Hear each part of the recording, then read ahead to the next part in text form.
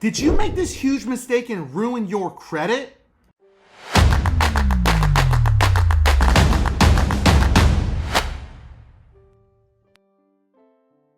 You've been watching everybody across social media teaching you how to dispute, how to file complaints, but they've all been teaching you wrong, and we all know I've been proving everybody wrong on social media for over 4 years now. Welcome back to the channel. I'm Mike the Credit Guy. I'm the owner and founder of Limitless Culture. We created the most advanced DIY credit management system in the industry.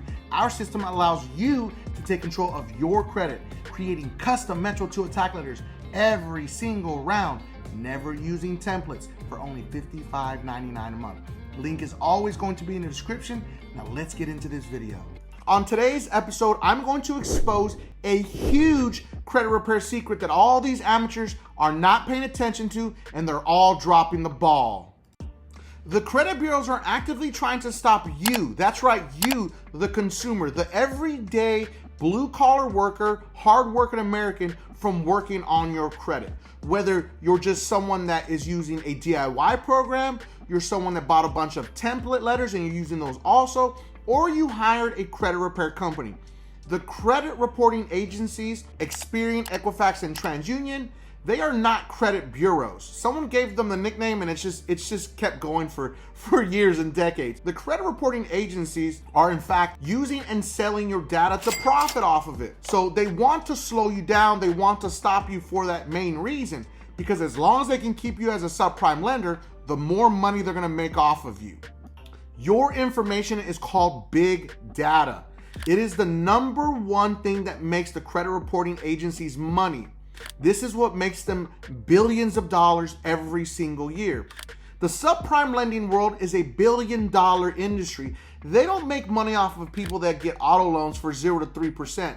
They're making money off of people that have no choice to get an auto loan for 15, 20, even 29%. Yeah, I've seen loans at 29%, which is outrageous. And this is how they're profiting from you. So you need to understand that the credit reporting agencies are not your friends.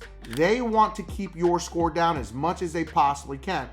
Does it never strike anybody weird that when you go into the disputing process, the fact that it turns into you consumers disputing and your score drops? Does it not strike anybody weird that that actually happens? And how is it even possible? Because the credit reporting agencies build these systems to help themselves at the end of the day, to keep you down and keep you as a subprime lender. So we need to go step by step on how to fill out an actual dispute letter properly. It doesn't matter if you're using an actual template system. It doesn't matter if you're using a DIY program out there. It doesn't matter if you're using a credit repair agency. There is one key part that is missing in every single letter that can hold the credit reporting agencies accountable. The credit reporting agencies are going to use this process against you. When you create a letter using a template, when you're using software, when you're using a DIY program, when you hired a credit repair agency, they want to prove that you were not a part of the process. Yeah, you heard me right. If you're not a part of the process, what does that exactly mean? That means you didn't look over the letters, you didn't read them, you have no idea what they say. This is a huge problem in the industry because a lot of these amateur credit repair people out here don't want you to see their letters because they think you're gonna steal them. There's some magic word or verbiage. No, like that's just silly, it's stupid. A DIY program gives you the letters. So what are credit repair companies actually really hiding? I mean, what's there really to hide? So you need to see the letters and you need to sign the letters. That's right, you heard me, sign the letters, because that is showing the credit bureaus that you are involved in the process. Because if a consumer sends a dispute, it must be processed and investigated properly. Last part is the most important. The verbiage in your letter is not going to be that make it, break it type of thing. There's not going to be some unicorn verbiage that's going to get something deleted. Because remember, you're up against a machine. This system is built to figure out what you're trying to say, and it's going to use the eOscar system to create that code. Doesn't matter if you feel a certain way or you said a certain thing. If the system believes It's going to use one of their choice reasons, and that's it. This is the most antiquated system in the industry, and this is why real investigations don't happen. So when you take your letter and you just structure it however you want, if you're using a template letter, don't use the entire template wholeheartedly and then just sign it. You need to move the words around. You need to add verbiage. You need to exactly tell them what exactly is wrong. And yes, there's the part where you're going to have to understand that the credit bureaus are either going to delete it or they're going to update it to be accurate. The choice that they make is not going to be yours or some credit repair companies. It's just not. That's not how it works. So when you structure this letter properly and then you sign it and you get it notarized, this is the nail in the coffin to prove to the credit reporting agency that you were in fact involved in this entire process. And if they don't do a proper investigation that came directly from a consumer, then they have a huge problem on their hands. Let's put it up on the screen here. This is from the CFPB website, if I could say this correctly. Duty of furnisher after receiving a direct dispute notice. After receiving a dispute notice from a consumer. Look at those words that we just said. A direct dispute from a consumer. So that's where the whole problem starts. They're using the system that was created to help you against you. Now, if you submit a dispute to the actual furnisher and they believe that you're working with a credit repair company, they can deem it frivolous and end the whole process right there.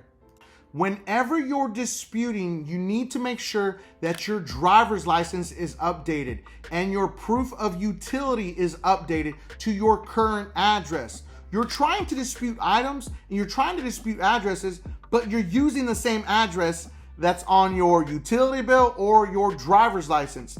You need to have one address that is matching across the board. You can use your actual bank statement.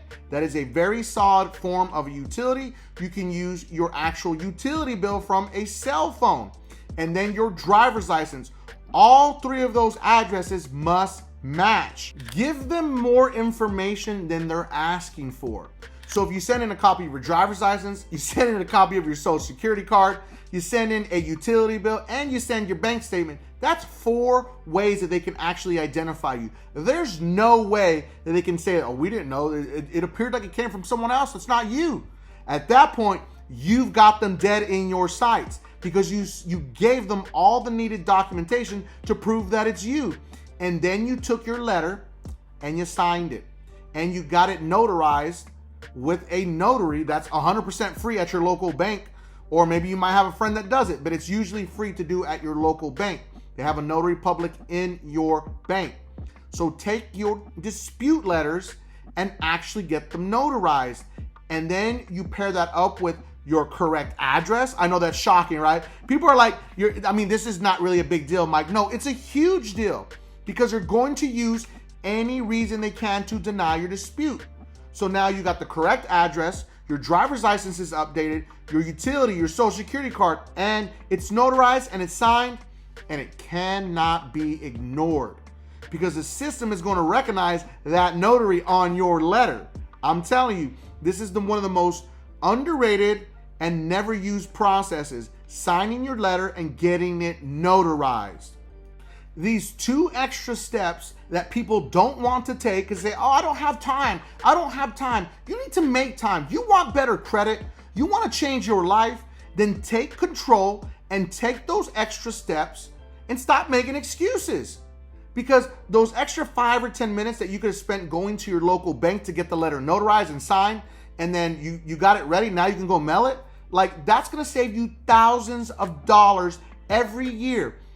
People that are out there complaining about their car insurance rates are too expensive. You know why your car insurance rates are so expensive? Because they're connected to your credit score. That's right. They're looking at your credit score.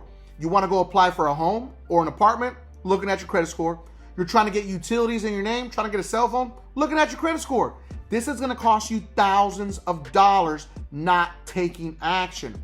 So take the action so you can live a long, prosperous life, not having to put all kinds of crazy down payments on stuff, and you're actually going to get better rates on everything.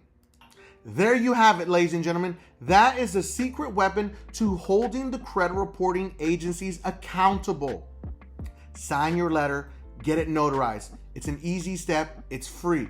It's going to help you shorten the process when you're disputing, no matter what process you are using. If there's anything specific you want me to talk about, drop it in the comment section so we can get this video going for more people to actually learn this process and understand it a little better. And if there's something specific that you got going on, don't be afraid. It's all about you, our community. We want to help you as much as possible. I cannot thank you enough. So thank you for watching. Drop those comments in the comment section so we can talk about specific topics in credit repair, whether you're working with a company, you're doing it on your own, you're using a DIY program. We are here for you, our community. And make sure that you do not miss the next 2 videos because they are recommended by YouTube. And don't forget, subscribe to increase your credit score.